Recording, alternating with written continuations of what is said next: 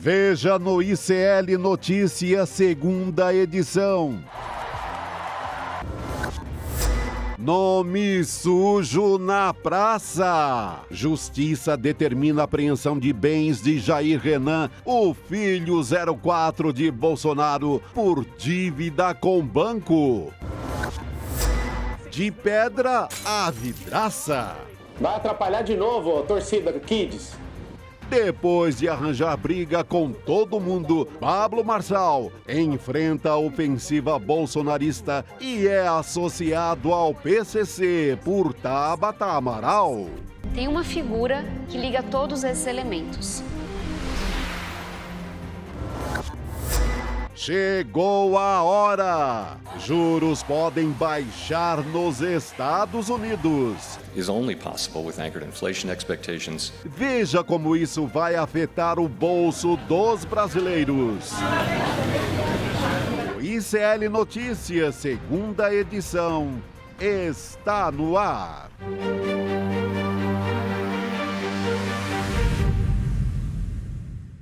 Olá, boa noite. Seja muito bem-vindo, seja muito bem-vinda. Sextou aqui no ICL Notícias, segunda edição. Estamos ao vivo nos canais do Instituto Conhecimento Liberta, Eduardo Moreira, no YouTube e também na Pop TV, no Rio Grande do Sul. Mais um dia quentíssimo na política. Campanha das eleições municipais começando pra valer agora e a gente tem muita coisa para falar a respeito disso. Boa noite, Chico Sá. Boa noite, Gabi. Boa noite, Rodrigo. Boa noite, comunidade em todo o Brasil. A eleição começou. Começou, agora é para valer. Agora é para valer. Há esse bafafá aqui em São Paulo, em torno do Pablo Marçal, rapaz aí, né? Rapaz da montanha. A esquerda, hoje eu vi muito, assim, nas redes sociais da esquerda, meio certo descontentamento, achando que a campanha do Boulos está muito paz e amor e tal. E essa resposta à altura, né, da Tabata, mostrando que não é que tenha ligação com o crime, é quase uma candidatura do crime organizado. O senhor Pablo Marçal, não é assim que é uma candidatura que flerta com o crime aqui e acolá. Não, pelas ligações, por tanta gente de organizações criminosas, um comitê do crime organizado nas eleições de São Paulo. Ela deu uma resposta à altura para o Pablo Marçal e no final ainda tem um easter egg ali, né? Escondido da Tabata Amaral. Primeiro que ela gravou o vídeo todo da campanha, a gente vai falar a respeito disso em detalhes, mas ela gravou o vídeo todo com motivos ali, um cenário até meio parecido com o que o Marçal já fez anteriormente.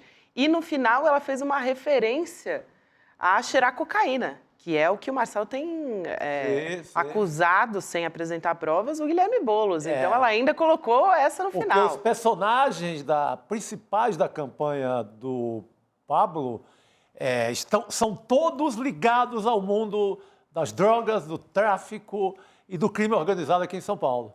Todos. Ele mesmo admitiu hoje à tarde. Então, a cidade resolve. Vai votar nisso aqui? Gosta disso aqui? Me chama a atenção que o rapaz tenha escolhido esse tema da cocaína como mote, porque a gente lembra o Fernando Collor, em 89, não sei por que eu associei um ao outro. Mas tem tudo a ver. O Fernando Collor, em 89, dizia assim, o Lula vai sequestrar a caderneta de poupança dos brasileiros. Fez esse terrorismo. Ganhou, e quem sequestrou a caderneta de poupança? O Collor. O Collor no primeiro dia de governo. Então, normalmente... Ele insinuava drogas também, a esquerda é drogada, comunista. Vai o Pedro Collor para a revista Veja, diz, Fernando Collor cheira cocaína. Então... Normalmente, quando você atribui com essa virulência alguma coisa ao outro, é porque tem um problema com você mesmo, né, Gabi? Que nem alguns homens que são obcecados com a questão sexual, com a orientação sexual de A ou B, normalmente... Olha lá, a virilidade. Esse aí Normalmente, isso demonstra uma fraqueza de quem está falando, né? Diz mais sobre quem está falando. Então, essa obsessão com cocaína, por parte do candidato coach, talvez indique alguma proximidade que ele tenha com o tema. E o grau de agitação que ele mostra, não sei. Eu acho que era para a gente ficar de olho nisso também. Também, a gente vai ficar de olho nisso, de olho na briga do Marçal com os bolsonaristas, criatura versus criador, que é até quem Bolsonaro. duvide muito se essa briga é real ou se ela é uma artimanha, mas aí seria muito sofisticada, né? Porque Eu acho. os Bolsonaro têm o vice no Nunes.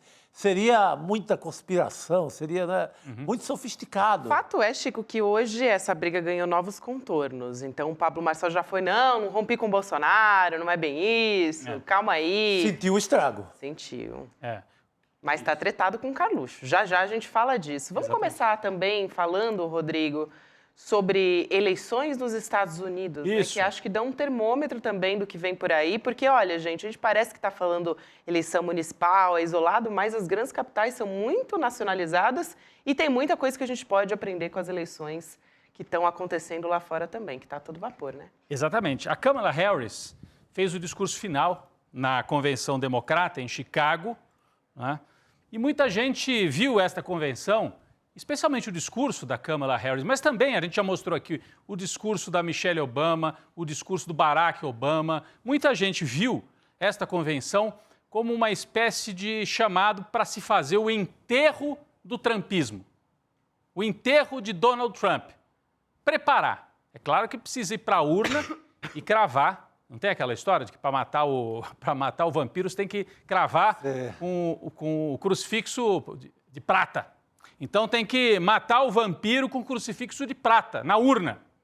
E é isso que a Kamala Harris e os democratas se preparam para fazer em relação ao Trump. Viraram a pauta, a gente já falou bastante sobre isso. E trouxeram uma virada completa. A capa da revista New Yorker resume bastante, né? É muito feliz, né? Porque mostra um momento específico numa montanha-russa. O Trump estava lá em cima na montanha-russa, quando o adversário era o Biden. Agora é isso, ó. O Trump afunda de olhos fechados ao lado do vice que ele arrumou, que é um extremista do mesmo estilo, talvez até pior. Enquanto, com uma cara de enterro, com uma cara de mau humor, com uma cara de que está tudo acabado. E do outro lado, quem sobe? Quem sobe é a Kamala Harris com o seu vice, um personagem que também fez sucesso aí na convenção, um personagem que dizem que dialoga muito bem, o Walz, né, o governador, que é o vice da Kamala, estilo bem tradicional, assim, que ele dialoga com o chamado americano médio, né? Traz aqueles temas que dialogam com a classe trabalhadora, com a classe média dos Estados Unidos. Bom, o interessante, se a Kamala Harris vai virando realmente favorita para ganhar as eleições, é a gente observar que nos últimos anos, Brasil e Estados Unidos têm vivido numa espécie de duas realidades que caminham lado a lado. Antigamente se falava isso do Brasil e Argentina, né? Eu sou você amanhã. Tinha uma propaganda de vodka que tinha esse slogan e o pessoal adaptava o efeito Orloff. Dizia, eu sou você amanhã. Os Estados Unidos podem dizer isso em relação ao Brasil nos últimos anos. Eu sou você amanhã. Vamos relembrar. Em 2016, elegem um extremista, Donald Trump, com toda aquela estratégia de Steve Bannon, né, de negação de todas as táticas tradicionais da política, o uso das fake news, etc. 2016, Trump eleito. 2018, 2 anos depois, o Brasil repete o caminho e elege o Jair Bolsonaro. Depois, os dois enfrentam a pandemia, arrastando os países para crises gravíssimas, com negacionismo, com imagens como essa. O Bolsonaro debochando dos brasileiros, receitando cloroquina e oferecendo cloroquina até para as emas no Palácio da Alvorada.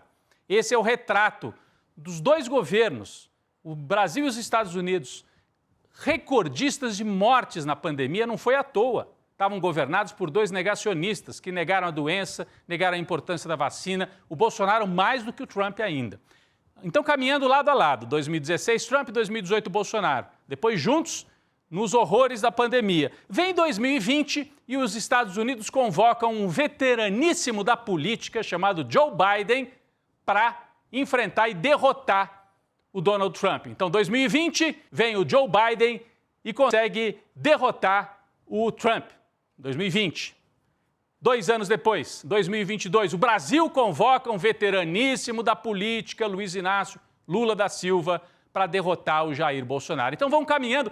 O Brasil sempre com 2 anos de atraso em relação aos Estados Unidos. E depois se repete algo que é muito grave e muito sintomático. O Biden ganha E o que acontece? Invasão do Capitólio, violência, ocupação violenta do Congresso nos Estados Unidos, aquela rebelião por parte dos trumpistas que não aceitaram a derrota.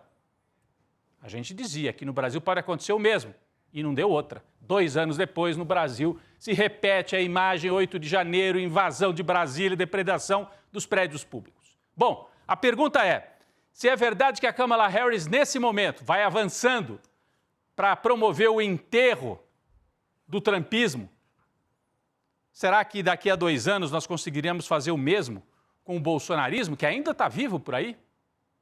Será? Tomara que esse ciclo continue caminhando assim, nesse caso.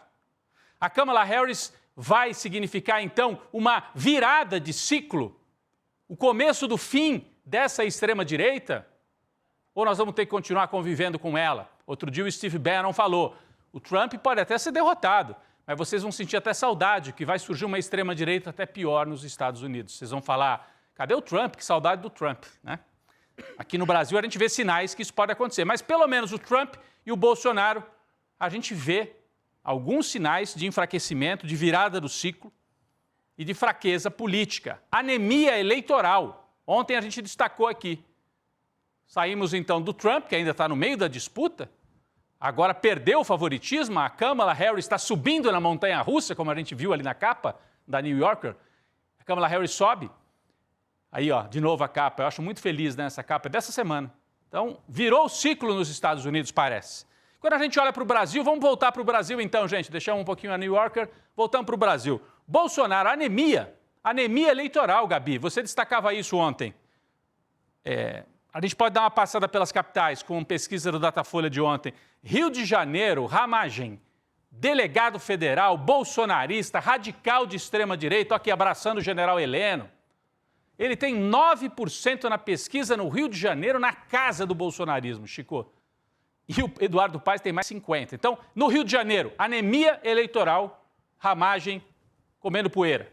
Vamos para Belo Horizonte. Em Belo Horizonte, o Bruno Engler, esse que aparece aqui, o candidato do PL, bolsonarista, em 4º lugar, embolado com um monte de outros. Parece não ter chance de disputar a eleição. E no Recife, é a surra pior de todas. No Recife, o Gilson Machado, o sanfoneiro do Bolsonaro, durante a pandemia, ficava ali do lado nas lives, tocando sanfona. Olha aí, ó. Esse aí está com 6% no Recife, Chico. O Chico me dizia que ele é de uma família tradicional lá do Recife, e enquanto o João Campos, o prefeito atual, tem 76% na pesquisa. Ali vai ser um passeio, uma surra, que ele vai ter que tocar sanfona durante alguns anos para se curar. E toca um pouco desafinado, viu? Pouquinho só, né? Nas lives ele embalava a trilha das mortes, a trilha do genocídio. Que horror. A trilha do genocídio foi embalada pela sanfona desse sujeito aí que quer ser candidato no Recife. Ainda bem que vai ser varrido do mapa eleitoral. É isso, então... E aí o caso mais emblemático, a gente citou esses 3, em pesquisa da Datafolha, mas o caso mais emblemático das dificuldades do Bolsonaro é São Paulo mesmo, onde ele escolheu apoiar o Ricardo Nunes, falando, eu vou transferir o meu prestígio para o Ricardo Nunes, vou indicar o vice, e o Nunes vai enfrentar o Guilherme Boulos em São Paulo. E aí quem é que vai avançando em São Paulo? O Nunes está tropeçando, pode até trocar, o Chico dizia que tem crise na campanha, pode trocar o marqueteiro, tem pelo menos ideias nesse sentido, e o Pablo Marçal avançando, deixando a família Bolsonaro desesperada, porque pela primeira vez eles podem ter alguém que contesta a família jogando no mesmo campo deles. Nós vamos mostrar daqui a pouco. Nós vamos mostrar. Aquilo que o Lula não fez, e nem o STF, não conseguiram. O Lula ganhou em 2022 sem jogar no mesmo terreno que eles e sem quebrar definitivamente o cristal do bolsonarismo. O Lula ganhou ali porque enfrentou aquela máquina e ganhou com 2 pontos percentuais ali no sufoco. Não conseguiu desmontar o bolsonarismo. Ganhou e governa. O STF também não. Aquilo que nem Lula nem STF fizeram. Será que o Pablo Marçal vai conseguir fazer? Com o mesmo veneno, né? O mesmo veneno. O mesmo veneno aplicado ali no criador, praticamente, dele, E seria interessante, do ponto de vista de comunicação... Não é interessante ele ser devorado pela criatura, no caso. Dialeticamente, a superação dialética... Estou exagerando aqui. Vem pelo mesmo método, né? Eles não estavam acostumados, né, Rodrigo, Chico? Tinha, por exemplo, o Nicolas Ferreira, que eu ia usar um termo até pejorativo, os advogados do SL iam ficar chateados com o que eu ia usar, mas ele é muito ali...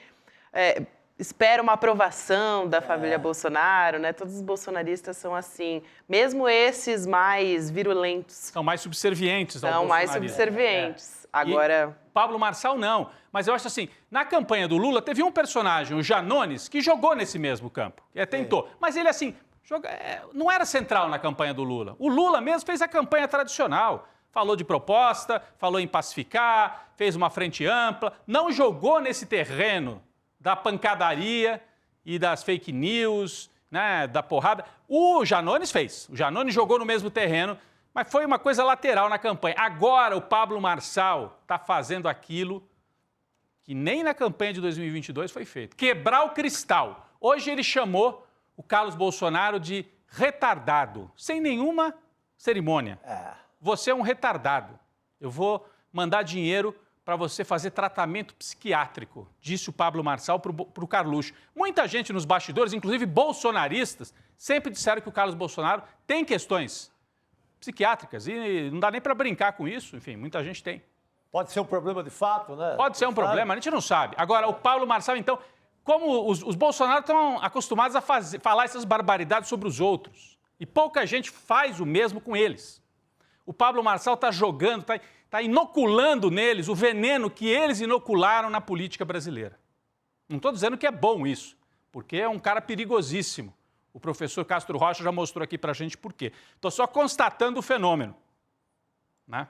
O Lula não usou esse tipo de arma para derrotar o bolsonarismo. A pergunta que a gente faz, Gabi, olhando até para a Kamala Harris, porque lá nos Estados Unidos a Kamala Harris enfrenta um sujeito nesse nível.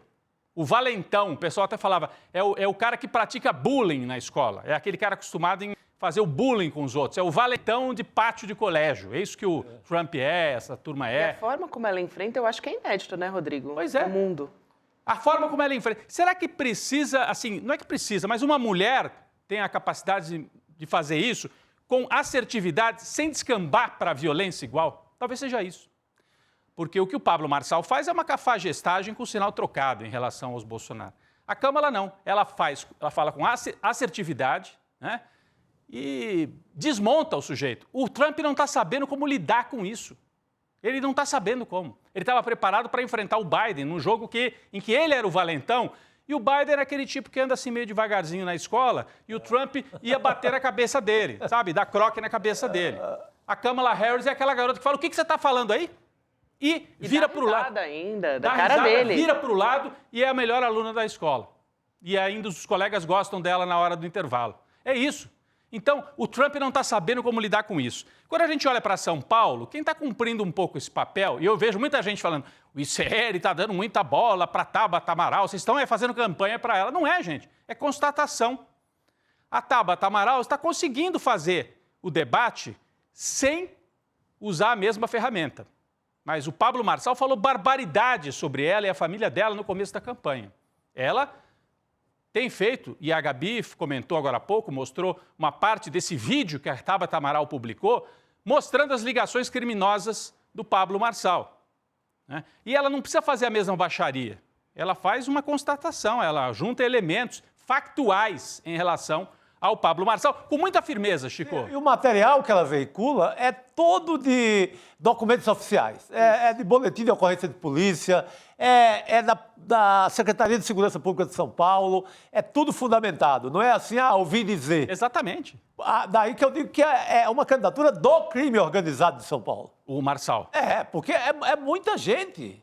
É muito. Ela conta nesse vídeo. A campanha, tem o Pablo, tem o Escobar, sabe? Tem Pablo e Escobar na mesma turma. Pablo e Escobar na mesma turma. Tem droga, tem roubo de velhinho via e-mail de internet. É a maior bandalheira que eu já vi numa candidatura desse país. E aí, para a gente completar só esse raciocínio, muita gente se pergunta, e o Boulos? o Chico falou, tem uma parte da esquerda um pouco ansiosa, dizendo assim, bom, tá lá o Marçal brigando com os Bolsonaro, o Marçal sobe. A Tabata tá mais abaixo, fazendo uma campanha firme, mas tá com menos chance de disputar para valer, por enquanto, né? A gente não sabe. O Guilherme Boulos, segundo o Datafolha, está na liderança. E o Guilherme Boulos conta com 2 trunfos, além da própria figura dele, da história dele. Marta Suplicy, na periferia de São Paulo, que tem a história de ter sido a prefeita mais popular junto às periferias de São Paulo, por realizações concretas, os céus, bilhete único, etc. Né? Eu não vou me alongar aqui, porque para quem não é de São Paulo isso não interessa tanto. Mas, então são 2 trunfos, Marta e Lula, que o Chico já disse. Amanhã, fim de semana, o Lula vai para a campanha de rua na periferia com o Boulos. Mas as pessoas estão achando a campanha do Boulos muito morna. No meio desse tiroteio todo, o Boulos está fazendo uma campanha tradicional como se tivesse 10 anos atrás, parece.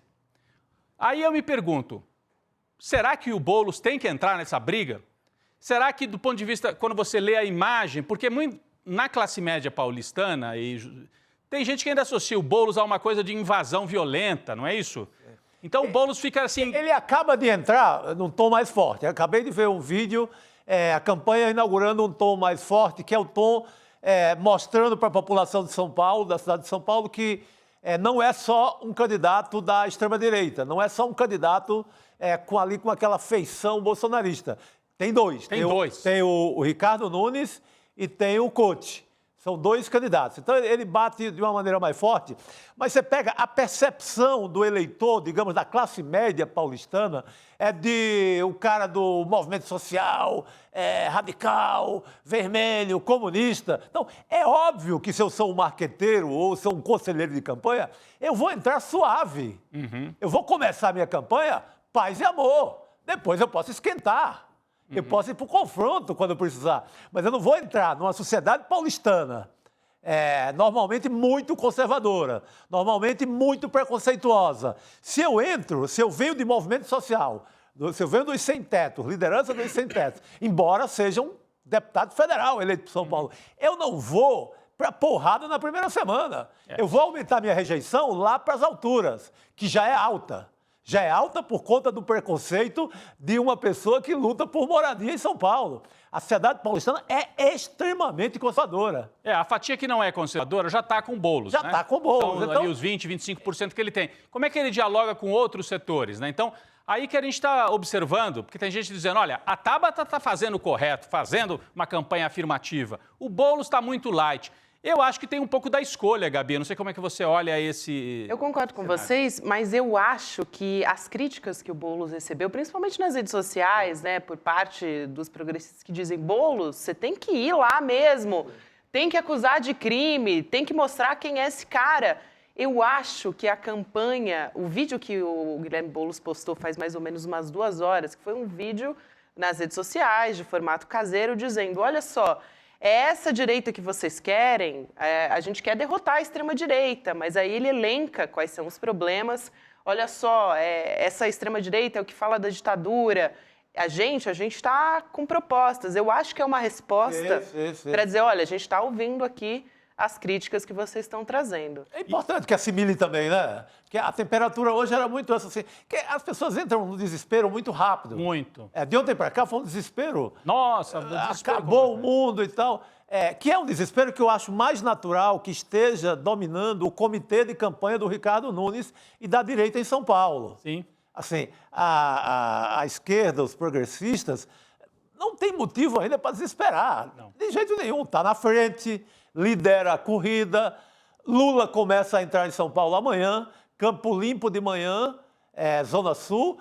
São Miguel Paulista, Zona Leste de São Paulo à noite. Deve ser o maior ato de campanha. Se brincar, vai ser o maior da campanha inteira, porque tem uma comunidade nordestina gigantesca, é berço da formação do nordestinismo em São Paulo, assim. Então, vai ser muito forte esse ato de amanhã. E é importante, inclusive, quem fica reclamando, que apareça também. E outra coisa... Que acompanhe o candidato, né? Não, eu acho importante. E outra coisa, Gabi, tem linguagens diferentes para lidar com a TV, com o programa eleitoral e com as redes sociais. E é diferente. Porque tem públicos diferentes, né? Tem um pessoal que ainda fica na televisão. Ah, mas não, todo mundo está na rede.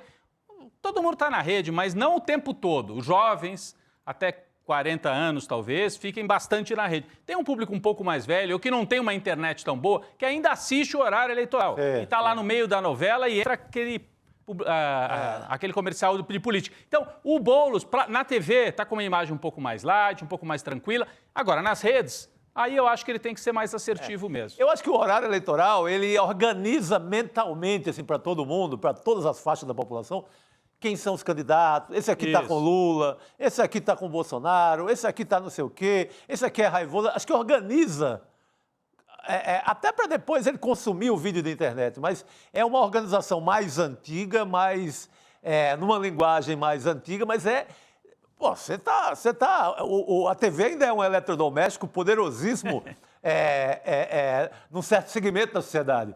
Óbvio que meu filho de 16 anos, ele não sabe nem o que é televisão, ele não conhecia Silvio Santos. Mas ainda... Mas em compensação, os eleitores chegando aos 40 para cima, se organizam mentalmente a partir da televisão. Exatamente. Exato. Então, eu acho que nós vamos daqui a pouquinho retornar a esse tema, Gabi, Chico e todas que nos acompanham. Só uma coisinha, Rodrigo, que eu sei que você vai falar de um assunto importante agora também, mas amanhã, para a gente ficar de olho, se Marta vai aparecer, né? A Marta, na rua. Estamos curiosos para ver se Marta vai dar a declaração, porque até agora... não falou nada. Ela só apareceu ali em alguns momentos, mas amanhã tem Lula. Mas está amassando barro. Exato. Mas a gente quer declaração de Marta. A gente quer Marta também falando... Sim, mais forte. Eu queria dizer que eu falei de bullying agora há pouco. Eu estou sofrendo bullying aqui no grupo interno da redação, porque eu falei jovens ali até os 40 anos. E aí estão me mandando aqui, jovem até 40 anos, Rodrigo, onde você viu? É que assim... Esses caras de 40 anos hoje, tudo mora com a mãe, com o pai. É um negócio maluco. Negócio malucão. Olha, já vamos voltar. A Cris Serra vai chegar aqui para conversar com a gente sobre Tabata, Marçal, Boulos, sobre o Brasil inteiro, enfim, um monte de tema aqui com a Cris Serra. Rapidinho, a gente tem acompanhado todos os dias esse tema do assessor do Alexandre de Moraes, que teve o celular tomado pela Polícia Civil e agora o Alexandre de Moraes quer saber quem é que vazou as conversas entre os assessores do STF e do TSE. Conversas que estão sendo usadas pela extrema-direita. Quem vazou? Foi o próprio Eduardo Talhaferro ou foi a Polícia Civil de São Paulo, com base no que arrancou do celular do Talhaferro? Tem novidade nesse caso hoje. O Talhaferro ontem prestou depoimento na Polícia Federal, o cunhado dele também, a ex-mulher também. E sabe o que ele pediu? Está aí na manchete do Fausto Macedo, a gente citou bastante o Fausto ontem. Jornalista veteraníssimo e ótimo repórter. Eu falei que ele era o que mais entendia de polícia em São Paulo. Vou citar outro nome que eu gosto muito, o Josmar Josino. Que eu acho que é o empate técnico aí dos grandes repórteres de polícia na cidade de São Paulo. Craques dos dois. Mas olha a manchete do Fausto. Perito pede a cariação com o delegado da Polícia Civil de São Paulo no inquérito das mensagens vazadas. O Fausto Macedo não está comprando totalmente a ideia de que foi mesmo o Talhaferro que vazou. Tem gente que acha que pode ter sido o Talhaferro, e pode ter sido o ex-assessor, chateado porque foi demitido, que vazou. Mas há uma hipótese muito forte de que também tenha vindo da Polícia Civil. Então o próprio Talhaferro foi na Federal e falou, eu quero ficar frente a frente com o delegado lá de Franco da Rocha, porque eu vi uma coisa e ele está dizendo outra, botou outra no boletim de ocorrência. Então, a cariação, esse caso é importante, Gabi, porque pode levar, se for a Polícia Civil, é um escândalo e envolve o Tarcísio. Nós vamos acompanhar isso de perto. Vamos acompanhar de perto e a gente vai voltar a falar de eleições municipais também, que a gente também está acompanhando muito de perto. A gente estava já falamos sobre todas essas brigas aí do Marçal com o bolsonarismo e também das fake news contra o Guilherme Boulos, Tabata Amaral fazendo vídeo nas redes sociais, fazendo uma ligação de Marçal com o PCC. E a gente vai conversar sobre esse assunto, né? Sobre todos esses assuntos, na verdade, com a Cris Serra, que está aqui na ponta da linha para conversar com a gente. Boa noite, Cris. Chega mais. Boa noite. A Cris foi Agora Agora a gente subiu de nível, né, de análise. Senhora, agora a sexta é outra. É isso. Ô, Cris, hoje vamos começar falando desse vídeo que a Tabata Amaral divulgou nas redes sociais dela, né, apontando essas conexões do Pablo Marçal com o PCC em São Paulo. A gente tem um trechinho desse vídeo, inclusive muita gente fala que, mostra o vídeo de fulano, mostra o vídeo de Beltrano. Eu acho importante até a gente explicar que existem regras eleitorais. A gente não pode mostrar todo o vídeo de uma campanha. Então, a gente vai fazer aqui da forma, né, dentro da lei eleitoral e também de forma que a gente possa entender o conteúdo desse vídeo para poder discutir. Então, vamos assistir esse trechinho. Tem uma figura que liga todos esses elementos. Esse final, e ela ainda faz um gesto, né? Depois que ela mostra a imagem do Pablo Marçal, ela faz um gesto também, como o Pablo Marçal está ali, né? Com o dedo no nariz, como se falando do Guilherme Boulos, né? Sobre a cocaína, né? Que ele seria um suposto cheirador de cocaína. E aí o Pablo Marçal hoje foi para a TV Record, aí a imagem que eu estou falando, ele com o dedo no nariz. Ele foi para a TV Record hoje e ele deu uma entrevista sobre as eleições, e aí ele disse o seguinte, que o PCC está infiltrado em quase tudo. Achei interessante a forma como ele se defende, né? O PCC está infiltrado em quase tudo. Só que aí depois ele negou o envolvimento com a facção criminosa. Cris, eu queria ouvir a sua avaliação sobre esse vídeo da Tabata, que vem no momento também, eu acho que ela sincronizou muito bem a divulgação desse vídeo na rede social com a treta do Marçal com os Bolsonaro, né? Gabi, o vídeo é ótimo, eu assisti e, inclusive, entendi finalmente a gravidade das conexões do Pablo Marçal com o crime organizado, com o PCC, com todos esses personagens, as acusações também ao presidente do partido dele. Então, a Tabata, ela desenha a situação, ela monta aquele quebra-cabeças, né, que no final, como você disse, ela joga todas aquelas cartas desse quebra-cabeça, ela joga fora, né, porque trata-se de lixo, na verdade, é isso que a gente está falando. Então, assim, é muito bom, porque diz, na verdade, quem ele é. Agora, a minha grande questão, acompanhando toda essa discussão sobre a figura do Pablo Marçal o que é de fato eficiente como comunicação das campanhas, né? Eu acho que o Pablo Marçal, a atuação dele completamente fora de controle, de qualquer regra, primeiro deixou as campanhas meio atarantadas, sabe? Eu acho que estava todo mundo preparando estratégias de comunicação sem contar com o que ele iria fazer, né? Então, eu acho... Vocês estavam comentando há pouco, inclusive, as críticas e cobranças que vêm sendo feitas à campanha do Boulos, né? Eu acho que um pouco isso. Nenhum candidato estava preparado para o candidato Pablo Marçal. E a atuação dele nos debates levou a uma reorientação de estratégias. Tanto é que no último debate, 3 candidatos não participaram. E isso teve uma consequência importante, que foi uma derrubada geral das menções ao Pablo Marçal nas redes digitais. Isso é comprovado aí por levantamentos, né? Então, eu acho que, por um lado, tem isso, né? A surpresa Pablo Marçal, pelo tipo de campanha que ele está fazendo. Agora, acho que a campanha está muito no começo. Então, a gente viu essa subida dele, que me parece ter muito a ver justamente com a estratégia que ele teve nos debates anteriores, né? De chocar, de criar situações para ter recortes e colocar nas redes digitais, né? Agora, resta saber se, com essa estratégia dos outros candidatos de se ausentar de debates com a presença dele, se isso não vai levar a que a campanha dele murche um pouco, ou pelo menos que impeça um crescimento maior dele, né? Então, para resumir, acho que a campanha está muito no começo, dá tempo dos outros candidatos mudarem as suas estratégias, né?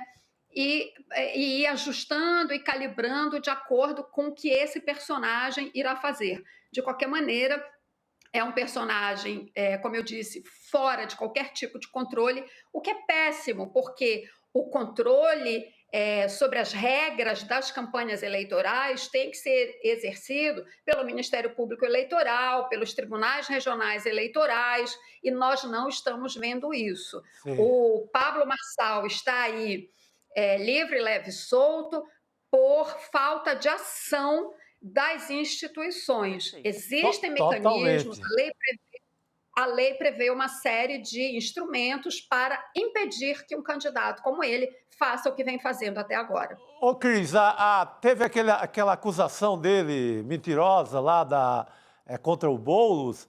Até agora, faz mais de uma semana, o Tribunal Regional Eleitoral de São Paulo tomou uma medida lá no papel, não conseguiu fazer cumprir. O coach deixou rolando nas redes sociais, não retiraram o vídeo, sabe? Então, a gente ensaiou aqui elogio ao TRE, que estaria tomado pelo signo do Xandão, de certa forma. Nada disso. Está dando mole na cidade de São Paulo. Está correndo frouxo. Ninguém meteu a mão, a mão da justiça na campanha do coach. Em nenhum momento. Está correndo solto. Alô, TRE de São Paulo. Está deixando correr solto. Está favorecendo esse candidato. É isso. Exato. Fundamental essa sua fala, o Chico, e Cris também, a sua, né, com certeza. E eu acho interessante, hoje eu estava conversando com a Jordana Pereira, que é a analista de pesquisas, também consultora política, ela vai estar no Em Detalhes na segunda, para a gente tentar entender quem que é esse eleitor do Pablo Marçal que está descontente, né? É o desalentado, o que ele quer de mudança? E aí é interessante que saíram dados sobre isso também. Isso é fundamental para as outras campanhas também poderem entender onde elas têm que atuar, né? Inclusive as campanhas progressistas e que, de fato, tem propostas para cidades. Então, a gente vai tentar entender melhor quem é esse eleitor. Essa pesquisa do Datafolha que foi divulgada ontem, ela traz informações que ajudam a traçar esse perfil. Então, a gente vai dar uma olhada em alguns desses segmentos onde o Marçal mais se destaca. Olha só. Eleitores que votaram em Bolsonaro, 44% Pablo Marçal, 30% Ricardo Nunes e 8% votariam no Datena. Depois a gente vai para um outro segmento importante, de evangélicos. 30% Pablo Marçal, 12% Guilherme Boulos, 22% Ricardo Nunes e Datena, 14%. Também homens, 28%, então maioria Marçal, 22% Guilherme Boulos, 18% Ricardo Nunes, e depois a gente também tem um recorte por idade, passar aqui rapidinho, a maioria no Marçal também, 32%, depois 21% no Guilherme, 17% no Ricardo Nunes. Nesse recorte, né, de 35 a 44 anos, né? Exatamente. Então, são 4 recortes em que ele está, não é que ele está na frente do Nunes, ele está na frente de todos, ele está em primeiro lugar, nesses eleitores de idade de 35 a 44, entre os que votaram em Bolsonaro, ele já passou fácil o Nunes e, claro, os outros também, e entre evangélicos e homens. A macharada normalmente é mais burra, né? É um negócio Vamos combinar, né? Tem sido assim desde... Cai fácil em qualquer papinho, mané. Tá difícil. Ainda bem que foi o Chico que falou isso. Não é bem real. A macharada corre atrás do Bolsonaro, atrás do coach. Quem lidera essa grande marcha são os homens. Sabe? É a testosterona errada que desgraça uma eleição. Desgraça a eleição. Desgraça a Cris perdeu tudo. Eu e a Cris, né? A gente perdeu tudo aqui. É real esse bilhete. É verdade esse bilhete. O primeiro mané é um homem sempre. Sempre é. Diga, Cris. Deixa eu comentar só uma pitada aqui de uma coisa aqui para a gente refletir sobre quem é esse personagem Marçal e a diferença dele para o bolsonarismo, né? Porque o Bolsonaro, os filhos dele, todos eles se fizeram como fenômenos político-eleitorais dentro da política. Embora neguem a política, mas eles são fruto da política, eles enriqueceram dentro da política, né? Criaram patrimônio dentro da política, se valem da sua presença na política, né, para estabelecer conexões a partir das quais eles extraem a riqueza e o patrimônio deles. O Marçal não tem nada a ver com isso. O Marçal é produto de outro fenômeno ou outros fenômenos. Ele é um personagem da internet. Ele não vem da carreira política. Ele é um candidato, ele se apresenta como um antissistema E nesse aspecto, ele tem uma legitimidade ou uma credibilidade maior que a do Bolsonaro. Porque o Bolsonaro se diz antissistema, mas está lá há 30 anos ou mais, né? Ele e os filhos. O Pablo Marçal, não. Ele, de fato, é antissistema. Ele é produto desses fenômenos que aparecem da noite para o dia na internet. Então, ele se assemelha ao bolsonarismo nessa forma aparentemente caótica de atuar. Eu sempre vejo um método nesse caos, né? Então, ele se assemelha nisso, se assemelha também na defesa de alguns valores, né, da extrema-direita, mas ele é de uma matriz diferente do bolsonarismo. Era isso que eu queria, assim, destacar aqui, sabe? Não, boa análise, é isso aí. Tem um vídeo que mostra, a gente estava falando aqui que ele está disparado entre os evangélicos, né? Ele tem, de fato, uma atuação entre eles. Tem um vídeo que circulou muito nas redes sociais, mas que muita gente não conhece, de uma das ações do Pablo Marçal, quando ele foi pedir para que uma cadeirante, né, uma PCD, uma pessoa com deficiência, ficasse de pé e andasse durante um culto, que é isso que a gente está vendo aí. Vamos assistir. Imagem perversa, né? De uma perversidade absurda, né? É crueldade mesmo. Crueldade, mas mobiliza. Tem gente que se mobiliza. Mas é a imagem de um doente, né? Doente. Um perverso, É essa imagem que a gente está vendo aí, porque ele diz... olhando isso, é um horror, né? Ele diz, não, tenha fé, né, que a senhora vai conseguir e tal. E aí, olha só, em nome de Jesus, ele está dizendo ali, e ela tenta, assim, é muito cruel de ver essas imagens, cruel. né? É tão cruel quanto fazer aquela pessoa que foi correr a maratona e morreu na maratona, né? Porque você pode, se você quiser, se você tiver fé, você pode. Tudo depende da sua vontade, né? É uma forma, assim, absurda. Tem várias maneiras de enganar as pessoas. Essa é a maneira limite, né? Não tem nada mais cruel do que isso. Totalmente cruel. Agora, ele quebra o prefeito Nunes na questão dos evangélicos, porque o Nunes, ele fez, dentro da política, a política do convencimento, de um agrado ali, uma verba para um bairro X, uma verba para uma igreja. O Nunes tem acertado no papel a maioria das igrejas evangélicas da cidade de São Paulo. Isso acertado na política, com cabo eleitoral, com o pastor, chamou ali, conversou com todo mundo e acertou, deu ali, óbvio, ofereceu vantagens políticas, vantagens materiais, e ele estava crente que os evangélicos de São Paulo iam marchar com ele na sua grande maioria. O Conte quebrou isso. Quebrou a política, quebrou a ideia de política, porque, seja da forma que foi feita, mas foi dentro do jogo político que o Ricardo Nunes fez. O Conte, nessa safadeza dele, né, ele quebrou de cara. Sem dúvida. Você ia trazer, né, Gabi, o capítulo de hoje das brigas deles, né? A treta, um novo capítulo. A gente falou rapidinho sobre isso, mas não entrou nos detalhes aqui, né? Na guerra entre os Bolsonaro e o Marçal. Diversos portais hoje, né, a imprensa toda está falando sobre isso, mas surgiram novidades nessa história, além daquela que a gente trouxe ontem. O Pablo Marçal deu entrevista hoje, disse que não rompeu com Jair Bolsonaro e que está disposto a aprender mais sobre caráter com o ex-presidente. Olha só. E ele também partiu para cima do Carluxo, do Carlos Bolsonaro, chamando o filho 02 de, abre aspas, retardado, fecha aspas. Aqui foram palavras do Pablo Marçal, reforçando. E aí o Carlos Bolsonaro foi responder, disse que vai processar o Marçal, e ele falou o seguinte nas redes sociais. Acionarei a justiça através do meu advogado, devido a crimes contra a minha honra, injúria e difamação cometidos por Pablo Marçal e também para provar as inverdades ditas em recentes oportunidades. Não posso deixar que tais desinformações criminosas sejam levadas adiante, prejudicando a todos, como temos visto há anos. Que coisa, né? Por fim, independente de quem vá ao segundo turno, apoiarei desde que seja contra Boulos, soldado do Lula. Parece que ele também já põe uma isca lá na frente. Se eu tiver que apoiar o Pablo Marçal, não tiver jeito... É isso mesmo, né? Se for contra o Boulos, eles vão se unir, não tenha dúvida, né? E aí o Pablo Marçal respondeu também, gente, só para fechar essa briga. O Pablo Marçal diz, manda o Pix que eu já te mando dinheiro para procurar um tratamento psiquiátrico. E aí o Carlos Bolsonaro, opa, fala amigo, segue o meu Pix. Um grande abraço e boa sorte na campanha. Olha, esse Pix aí é real, hein?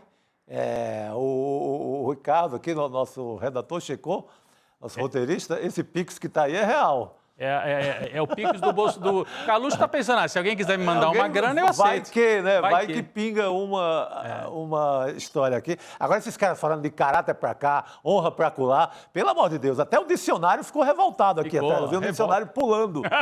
Porque, vê quem fala de caráter, de honra. Agora, o coach tenta consertar um pouco, porque eu acho que é prejuízo político se ele vai na linha de bater no Bolsonaro.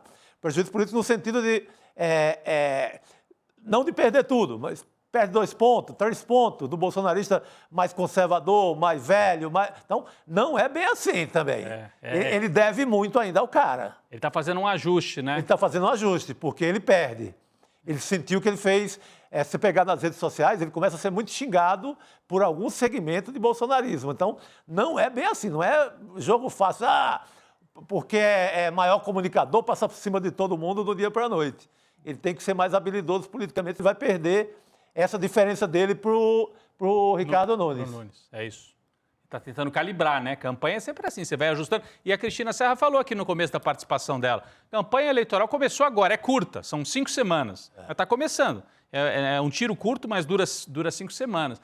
E aí as campanhas fazem ajustes. Se a gente lembrar, Cris, entre o primeiro e o segundo turno da eleição presidencial, quanta coisa aconteceu e foram só 4 semanas. Então, o tempo se concentra aí nessas 5 semanas e vários ajustes vão sendo feitos e pode acontecer muita coisa, né? O Ricardo Nunes pode se recuperar, o Ricardo Nunes pode esvaziar completamente. Queria saber... Fala, Cris.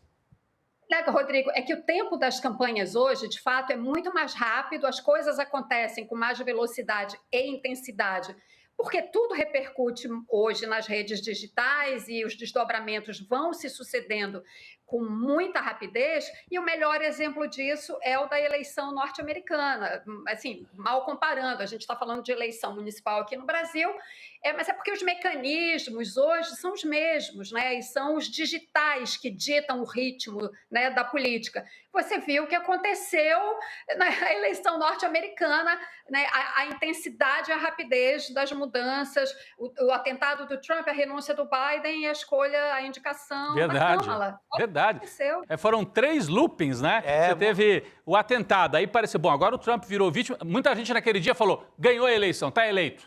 Aí veio o Biden, renunciou, mudou tudo. Mas a Câmara talvez não emplaque. Aí vem a Câmara e emplaca. Então você teve um looping triplo. Em quanto? Em 2, 3 semanas? Decidido 3 vezes, né, 3 Rodrigo? vezes. Mudou, decidiu. É muito rápido. Agora, eu acho que a campanha com maior dificuldade no momento é a do Ricardo Nunes. Sim. Não tem comunicação forte em nada, não tem graça no meme, não tem graça na fala dele, não tem vídeo forte. Ele ficou achando que... Porque se o coach mantém ali só 10%, 12%, seria uma proteção para ele. Sim. Bateria no Boulos, ele nadaria ali, receberia uma pancada ou outra do coach, mas sem efeito. E ele ficaria ali escondidinho e, com a força, com a máquina, ele estaria no segundo turno garantido. Agora, ele não tem expressão nenhuma de televisão, expressão nenhuma de rede social e já foi ultrapassado na primeira semana. Sim. Essa imagem que a gente mostrava agora há pouco mostra o que é a candidatura do Ricardo Nunes. Se puder repetir, olha ali, né, atrás, no palanque, Michel Temer, ali, ó, Michel Temer de cabelo branco, tá vendo? E do lado, Baleia Rossi. Então, essa é a turma do Ricardo Nunes. Pesada. A campanha, assim, que é feita. Eles são bons de política, de bastidor, de arranjo político, com vereador, com miudeza política, mas só isso não vai resolver o problema do Ricardo Nunes, Gabi.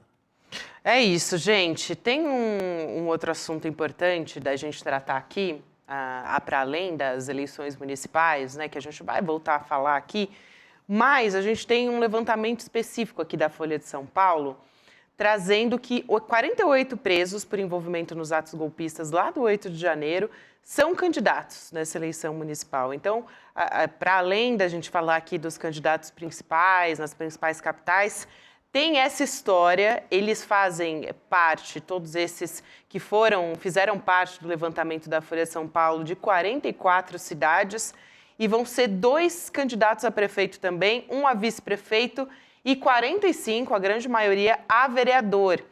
Dentre eles, olha só, que coisa curiosa, 14 adotaram o adjetivo patriota nos nomes, nas urnas. Então, fulano de tal, patriota, né? Chico Sá, patriota. Aí aparece lá na urna esse nome. Agora, é demais, assim, porque além de patriota, deles se apresenta como patriota preso, Rodrigo. O fulaninho, patriota preso. Rodrigo Viana, patriota preso, entendeu? Isso é um slogan... Mas essa parte aí do folclore, tudo bem. O que eu acho estranho, não sei se vocês acham estranho também, Cris, pô, eu sou golpista, eu quero quebrar tudo, eu sou contra as urnas, sou contra o resultado das urnas. Pois é. Eu estou buscando um caminho nas urnas. As urnas que foram roubadas são as mesmas, né? O cara vai disputar. É uma urna eletrônica, está lá. Por que essa pessoa vai procurar esse encontro com a democracia? A Miriam Gonçalves fala aqui, e a ficha limpa? Pois é, E além da ficha limpa? nem já foi para o espaço. Não, mas tem, Diga, Cris. Mas tem um detalhe. É importante esse questionamento que ela faz, porque essas pessoas que estavam envolvidas nos ataques de 8 de janeiro e que são candidatas, elas não foram condenadas ainda. Inclusive, algumas, os processos correm, elas saíram da prisão, inclusive algumas fizeram acordos com o Supremo, com Alexandre de Moraes, que é o relator, e fizeram aqueles acordos que a justiça possibilita, né, para que você saia da prisão e se comprometa com uma série de coisas, né? Não repetir o que você fez, ou tá com tornozeleira eletrônica, alguns o prazo de uso da tornozeleira já acabou. Enfim, tem uma série de compromissos que você assina, e por conta disso, e de não terem recebido uma condenação definitiva, eles podem ser candidatos. Agora, isso de fato é surreal, isso que o Chico estava apontando, né? Essa contradição absolutamente insanável de alguém que questiona as urnas e que será candidato por esse mesmo sistema de urna eletrônica. Mas isso é a política hoje em dia, né? Essas contradições pouco importam. Hoje em dia, esses candidatos da extrema-direita, eles não estão preocupados com coerência, com consistência de proposta, nada disso. Está aí o exemplo do Pablo Marçal, que está fazendo, que exerce esse tipo de política, né, caótica, para dizer o mínimo, de uma maneira exponencial, né? Eu acho, inclusive, que o que a gente viu na campanha até agora, feito por ele, é fichinha do que ainda vai acontecer nesses próximos dias, né? Sobretudo se as instituições continuarem deixando a coisa correr solta e frouxa, né? Ele vai se sentir legitimado a continuar a fazer o que ele está fazendo e até aumentar, né? Elevar ainda mais o sarrafo, entendeu? Porque, assim, o eleitor e o eleitor dessa gente também não está preocupado com coerência, com defesa da democracia, com nada disso. Esse é um fenômeno novo na política, com o qual nós estamos nos defrontando, né, nos últimos anos, mas principalmente agora, né, que vai exigir uma compreensão nossa que nós ainda não temos, tá? Eu acho que nós ainda não temos. Alguns especialistas até, né, Cris, já chamam de nova polarização, porque não é a polarização que a gente conhece como a polarização que existe desde que Brasil é República, né? Ou então aquela polarização PT-PSDB, que era, assim, concorde com um lado ou não, era ainda dentro da discussão democrática, né? Agora a gente tem a barbárie, né? Com a extrema-direita e com o Marçal, então, nem se fala. Mas a Cris chama atenção para um fato muito importante. Eu cheguei a acreditar, na minha ingenuidade, no que o TRE iria ser mais forte mesmo. Que a gente teve em 2022, bem ou mal, um modelo que funcionou. As respostas, direitos de resposta eram mais rápidos, o candidato tinha que tirar os vídeos de forma mais rápida.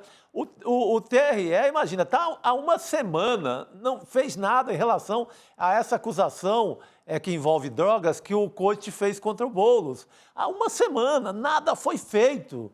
Então, imagina se falta uma semana da eleição, esse cara vem com coisas mais pesadas ainda. O TSE vai aparecer, sabe quando? Lá no Natal, quando Papai Noel estiver desfilando em São Paulo, vem o TRE, vem ali o TRE, olha, notificamos o candidato Coit. 3 meses depois. Se o TRE continuar desse jeito, é uma farra, é uma festa para esse candidato. Não dá, está muito lento, sabe? Não tem resposta imediata. Ô, Cris, eu queria aproveitar a sua presença aqui, gente, vamos mudar um pouco de assunto, mas para falar de um fenômeno que está acontecendo em São Paulo, que são as fumaças. E a Cris Serra, que é especialistaça em meio ambiente, né, o governo de São Paulo determinou que a Defesa Civil do Estado, instaure um gabinete de crise emergencial para esses incêndios florestais que estão acontecendo. Muitas cidades paulistas estão tomadas pelas chamas, a gente está vendo aqui as imagens na tela, e também a gente tem uma imagem que é da Metsul, mostrando um incêndio em canaviais nas cidades, né, entre as cidades de Jaboticabal e Sertãozinho, que são aqui no interior de São Paulo. A minha tosse que o diga, né, gente? Vou até pedir desculpas para quem está nos acompanhando, porque, olha, realmente está muito terrível. Olha, são queimadas no interior, o ar já vinha ruim há muitos dias, e na capital também. Me mandaram agora umas fotos do sol filtrado pela poluição. Que tá lindo, né? Mas lindo por apocalipse. É isso que eu ia falar, é um lindo apocalíptico. Parece o sol da bandeira do Japão, aquele sol avermelhado mesmo. Aí, ó, essa imagem. Então, isso é São Paulo, capital, né? É a situação que vai se espalhando por várias partes do Brasil. A gente tinha previsão disso acontecer. Paraná, Santa Catarina, Mato Grosso do Sul, São Paulo. Uma parte da Argentina também está sofrendo com isso, o norte da Argentina, Paraguai. Então, uma situação bem complicada nesse centro aí, no centro da América do Sul e na região sul do Brasil e São Paulo. Até o Ricardo falou aqui, o Ricardo, nosso editor-chefe, né, Ricardo Gouveia, falou, a tosse da Gabi denuncia o ar seco em São Paulo. Até a Gisele Mesaroba falou assim, Gabi está com olheiras. Muito obrigada, Gisele Mesaroba, pela sua mensagem, identificando aqui as minhas olheiras. Ô, Cris, eu queria saber, assim, o que explica, né, esse fenômeno também, porque eu acho que está muito casado com a urgência climática, né? Uma coisa não está dissociada da outra, e a gente viu outros estados também passando por essas queimadas. Manaus, se eu não me engano, ficou um tempão também embaixo de nuvem de fumaça. Então, o negócio é muito grave mesmo. Totalmente, Gabi. Tem tudo a ver com as mudanças climáticas e as mudanças climáticas provocam os fenômenos climáticos extremos. E nós estamos falando de uma seca extrema. E, inclusive, uma coisa que era muito positiva, que acontecia até um tempo atrás, que eram os rios voadores da Amazônia, né? Que é aquela quantidade de água em forma de nuvem, digamos assim, que circula, né, no ar. Né? A Amazônia tem a água do rio, mas a floresta transpira e produz esses rios voadores. Essa umidade, até um tempo atrás, ela vinha da Amazônia para o centro-oeste, para o sudeste, para o sul, e ajudava muito na agricultura e, claro, na qualidade do ar dessas regiões. Como agora a Amazônia está enfrentando seca, queimadas também, esses rios voadores passaram a transportar veneno. Qual é o veneno? São os gases produzidos, os gases produzidos pelas queimadas, né, que são veneno para a nossa saúde. Né? Então, eles estão chegando, esses rios voadores, no centro-oeste, no sul e no sudeste, trazendo monóxido de carbono. Isso é terrível para a nossa saúde. E você falou da sua tosse seca, um dos fenômenos, né, um dos sintomas de saúde provocados por essa seca com esse excesso de monóxido de carbono no ar, por exemplo, o sangramento no nariz, que é o que eu tenho.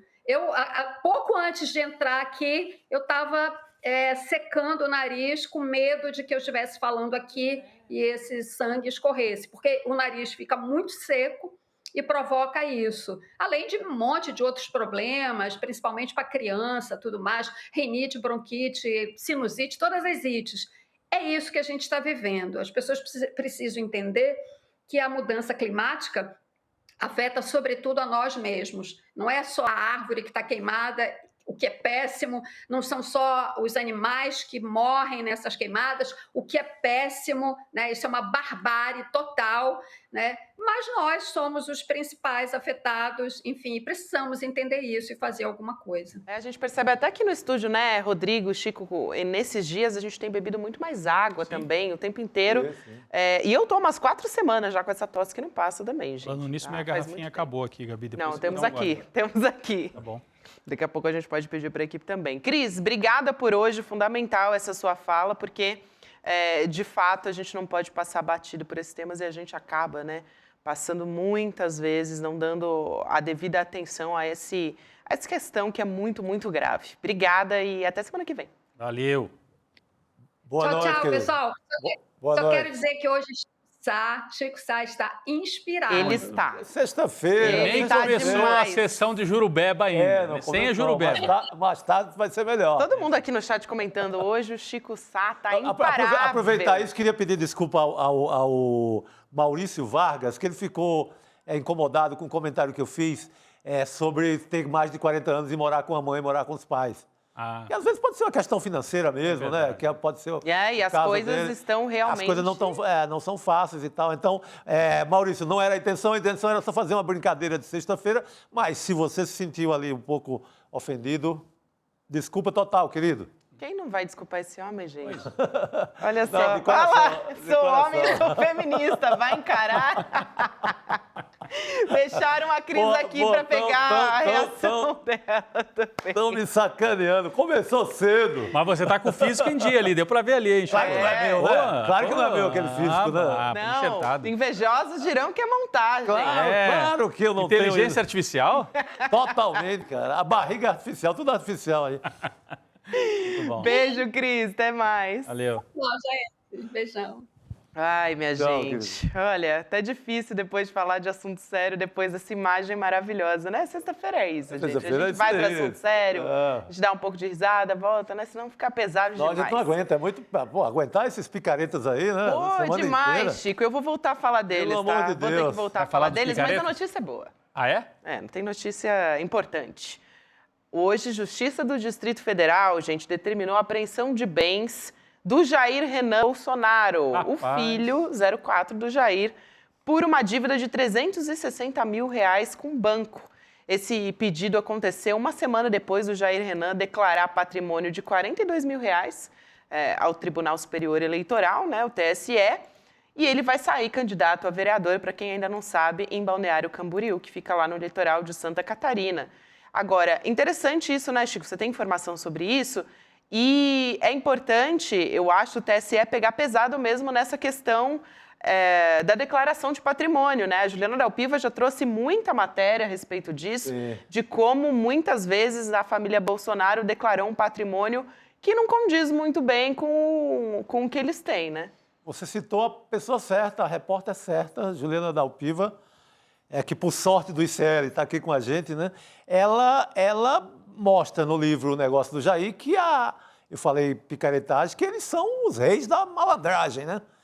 Rachadinha, negócio tipo esse rapaz aí. O rapaz pediu empréstimo no banco, qualquer cristão que pede um empréstimo no banco vai ter que pagar. Ou então o banco vem, toma casa, banco não alisa, toma um objeto, faz um sequestro de algum bem da pessoa, é o que costuma acontecer. Ele, por ser filho do Messias, do mito, achou que não precisava pagar o empréstimo. A justiça viu agora a declaração, ele tem um dinheirinho aqui, vamos lá, vamos ver se sai alguma coisa. O pai não paga, o irmão não paga, o outro senador não paga, ninguém paga ninguém dessa família. A justiça foi tentar mais uma vez, mas eu acho que não vai conseguir tirar nada desse rapaz, não. É a Justiça do Distrito Federal, né, que você falou?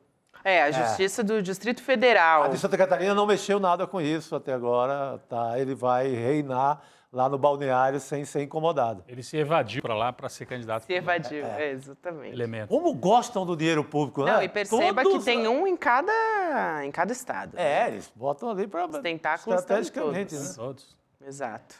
Gente, dada essa notícia, que também é importante, tem uma campanha também que está sendo encampada aqui pelo ICL, que a gente quer trazer. O Edu Moreira falou muito sobre isso hoje de manhã. E a gente vai falar aqui também sobre a conscientização do risco, ou melhor, dos riscos, né? São múltiplos, das bets para a saúde mental das pessoas e também para a economia dos brasileiros, porque essa história toda tem afetado os mais pobres. Tem pesquisas que saíram já sobre esse assunto. Inclusive, o influenciador, o sócio aqui do ICL, o Felipe Neto, se manifestou nas redes sociais e ele disse que fez propaganda para casas de apostas e que esse foi o maior erro da vida dele. Perdão. Olha só o que ele diz. A gente divulgou um vídeo, né, nas redes sociais, o ICL Notícia divulgou com a hashtag Apostas Matam, e tem ali a descrição: o mercado de apostas se transformou numa verdadeira epidemia no Brasil, o crescimento avassalador das bets tem viciado até crianças, endividado as pessoas e destruído famílias. E aí o ICL faz um convite a você, compartilhe o vídeo e marque nos comentários o ICL.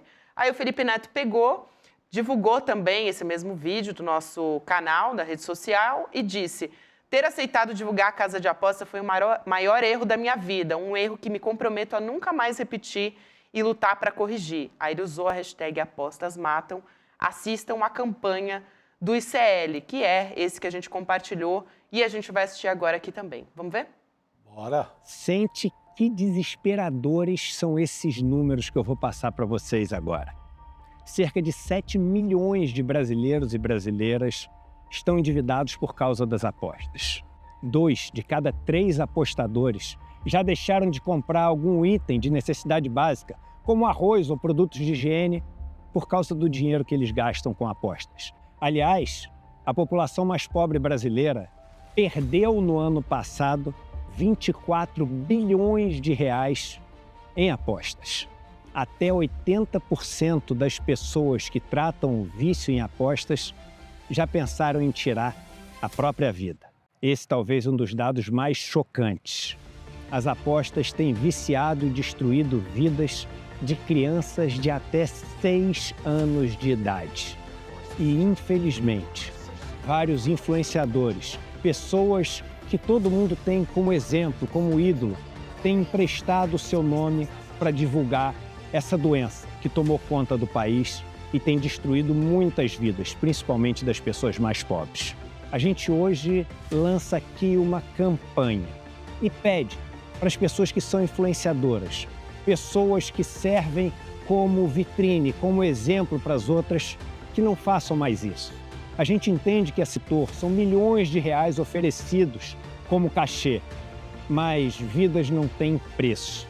Isso está destruindo famílias, destruindo o futuro de crianças, destruindo um povo inteiro.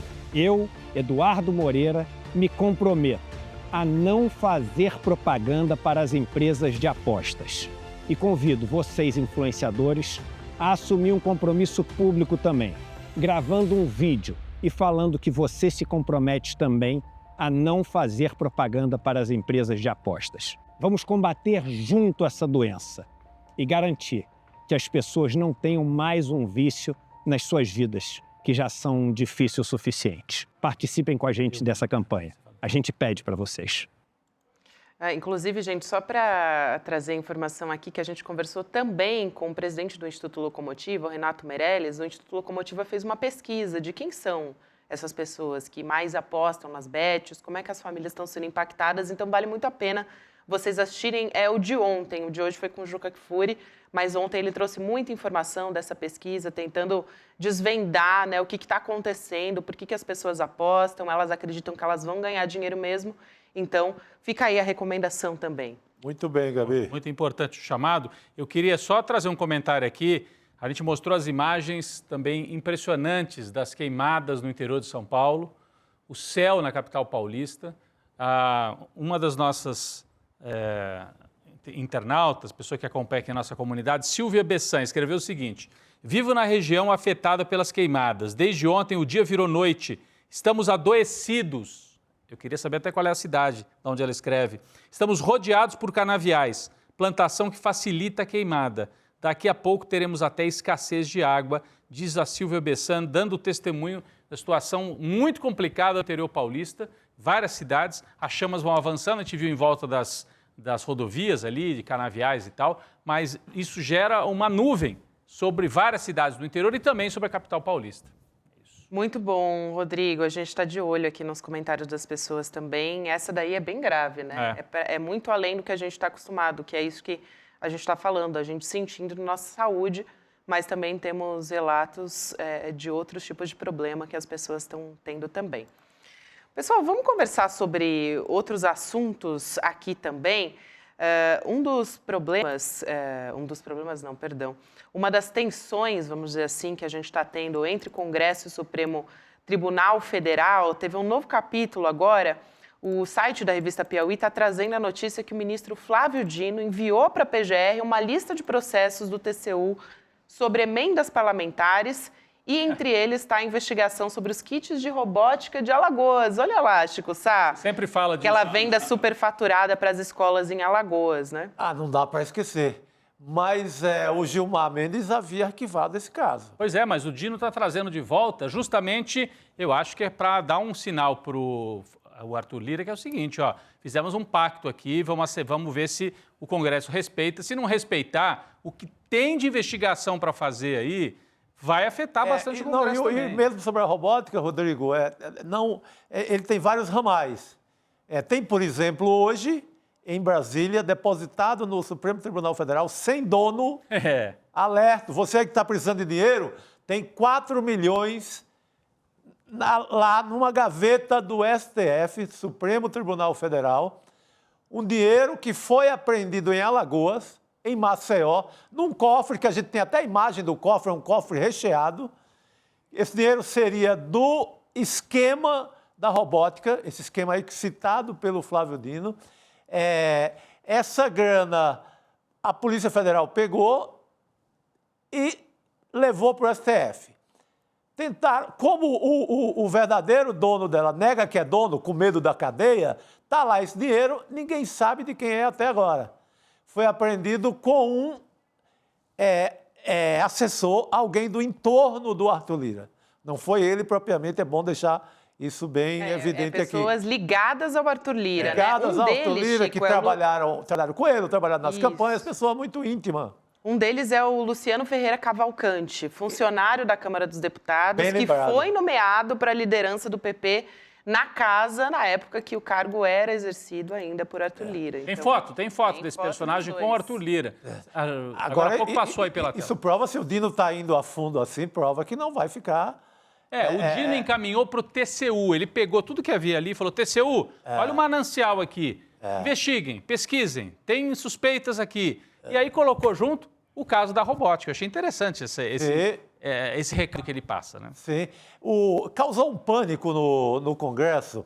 O Arthur Lira não vai no Supremo fazer acordo de bonzinho. Teve um pânico. Inicialmente eram 18 deputados, depois chegaram a 100 e poucos. Em que o Flávio Dino tinha um material altamente explosivo. O material era o seguinte...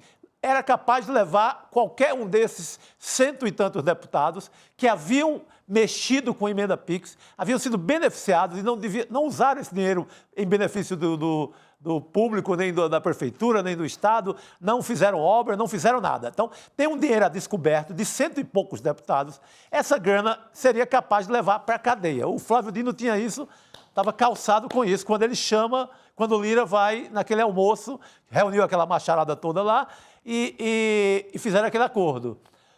Não foi de bonzinho que o Arthur Lira vai lá com a Franciscano para o Supremo e faz esse acordo.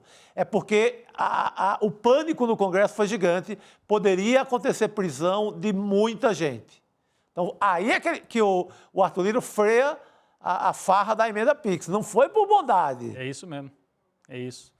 E o Dino coloca mais um elemento agora, essa é a notícia de agora à tarde. Isso, notícia quentíssima, Rodrigo. Muito rápido, Gabi. Olha, vários relatos do interior de São Paulo, importante. Antônio Júnior, aqui em Hortolândia e Campinas, o sol às 17h30 estava vermelho de tanta poluição. Outro relato, Cláudia Tanaka, Limeira, São Paulo, o ar está terrível, o céu completamente nublado de fumaça, o sol vermelho.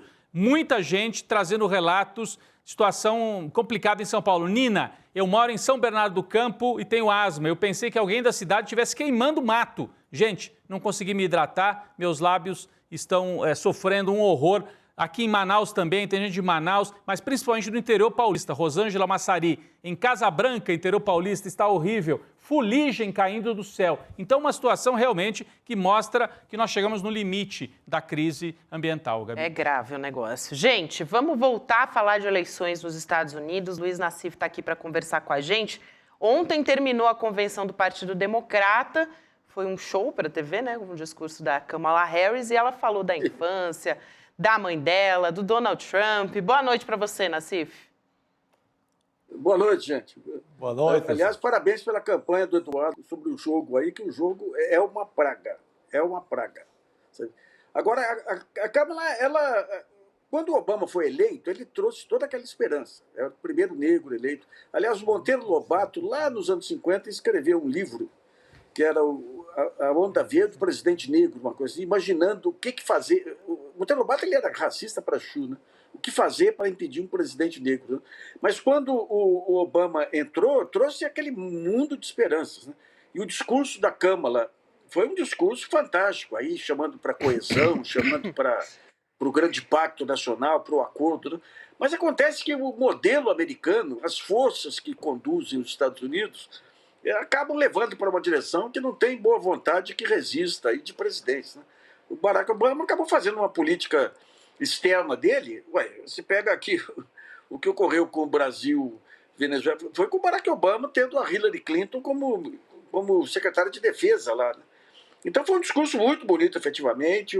Agora eu não sei até que ponto... O problema do Trump, o que eles estão pegando mesmo, os democratas pegando, é um plano chamado Plano 2025, que um think tank de ultradireita apresentou, e eles estão dizendo que o Trump está a fim de colocar, quer ser um Milley nos Estados Unidos. Acabar com centralizar tudo na presidência da República, demissão maciça de funcionários. É um esquema Milley, que eu acho que não vão chegar tanto lá. Né?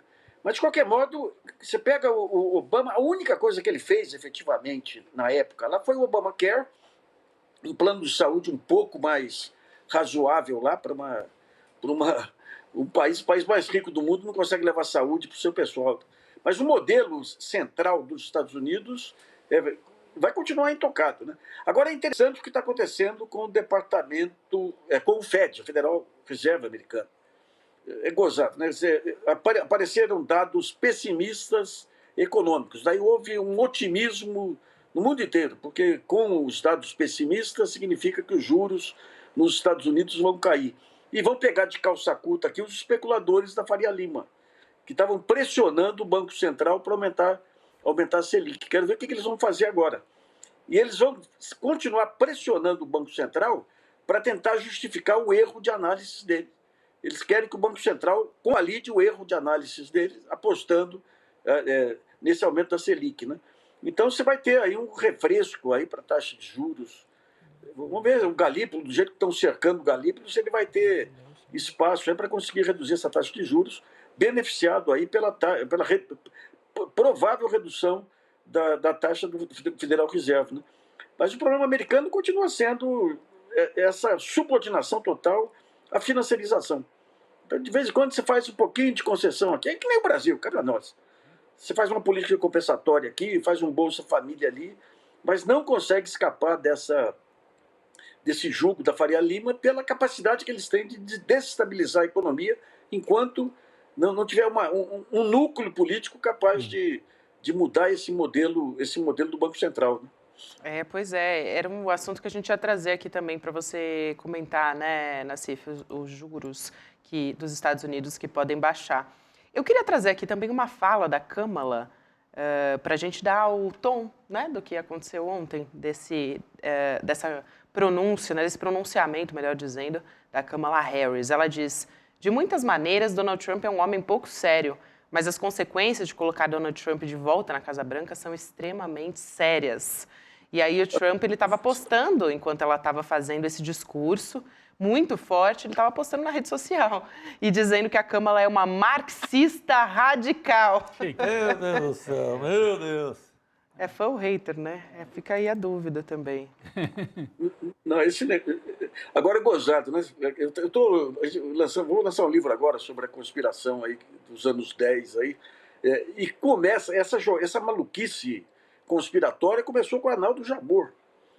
O Arnaldo Jabor, no Estadão, ele dizia o seguinte: o comunismo não acabou. Ele explodiu em 1000 pedaços, e esses pedaços entram no cérebro das pessoas. E o Jabor, porque já foi um grande cronista, um grande diretor de cinema. Então, digamos, esse jogo que hoje o Pablo Marçal faz, começa lá de trás com os cronistas de ódio, ganha uma faceta com o Olavo de Carvalho e agora derivam para uma maluquice total, aí, um jeito que conseguiu transformar o Bolsonaro no moderado, né? Que coisa impressionante. Gabi, você queria comentar ainda sobre a Kamala Harris? Não, você ia falar dos juros? Não, eu acho que, bem, assim, a gente passou pelos principais. Tem ainda um vídeo, na verdade, né, da Kamala, que a gente não mostrou. Porque foi um show na medida que, justamente, tem um momento até curioso que 2 sobrinhas da Kamala aparecem, entram para ensinar como se pronuncia o nome dela. Então, eu acho que tem toda essa sensibilidade que ela quer trazer também na campanha dela. Vamos assistir esse trechinho, então, para a gente poder ver como é que foi. It's come to my attention that there are some folks who struggle or pretend to struggle with the proper pronunciation of our future president's name. We are going to help everyone get it right. Here to help me are some very special guests.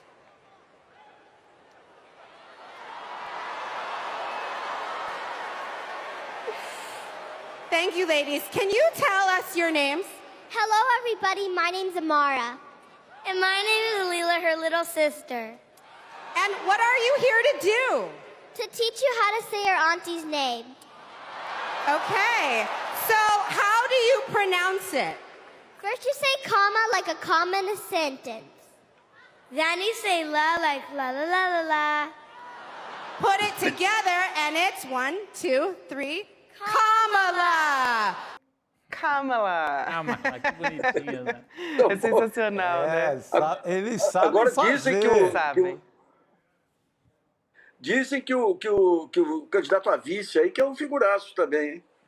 O Walz, né? A gente estava falando isso. E dizem que ele também tem essa capacidade de se dirigir a um público que não é um público mais progressista, é um público mais o trabalhador, a classe média tradicional dos Estados Unidos, que os republicanos e o Trump apelam muito, né, para uma fala preconceituosa, e o Tim Walz tenta trazer essa turma de uma maneira um pouco mais avançada, dentro de uma candidatura de certa normalidade e tal, do Partido Democrata. Agora, é o a presença... Alckmin deles? Acho que é tipo o Geraldo Alckmin, fala com o brasileiro médio, por aí. É da Pindamonhangaba de lá, É da Pindamonhangaba. Não, eu ia dizer que a presença das sobrinhas da Kamala, porque a imagem, às vezes, enfim, já diz tudo, né? Já resolve. Aquela alegria, assim, quando você compara com o ar do Trump, que parece que, assim, tá de mau humor, comeu alguma coisa que pesou o tempo todo, né? O Trump tem aquela cara de que comeu e não caiu bem o jantar, o almoço e tal.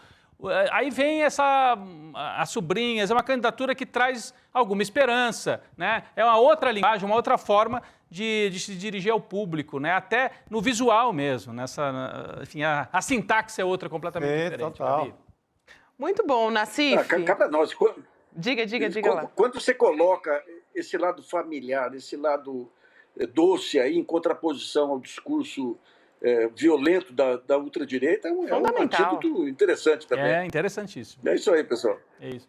Muito bom, Nassif. Bom final de semana para você. Obrigada por hoje. Obrigado, Nassif. Boa noite, abraço, querido. gente. Até mais, um abraço.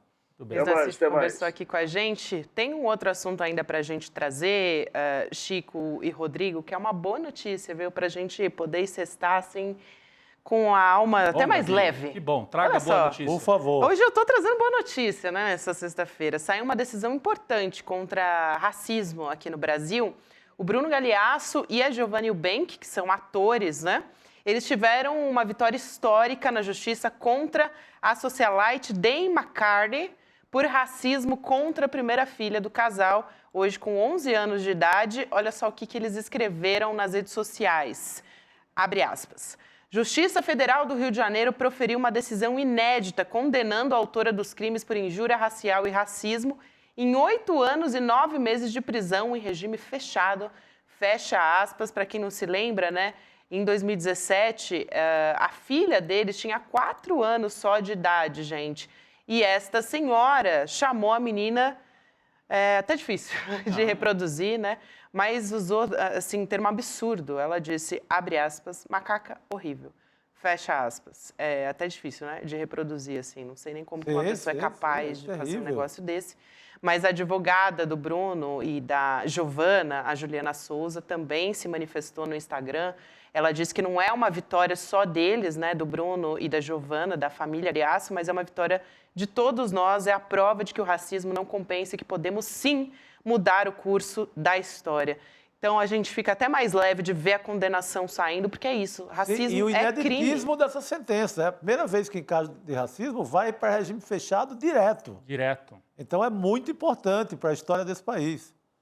É porque muitas vezes enquadra ali como é que é injúria racial, e aí dá uma pena pequena. Respondendo e não sei o quê, tem todo aquele benefício de ser branco e tal, e nada acontece.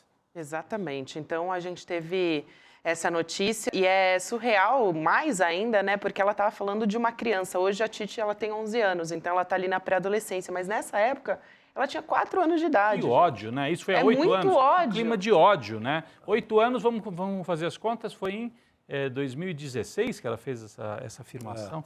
Que coisa absurda. Foi ali naquele início da onda de ódio no Brasil. A onda... 17.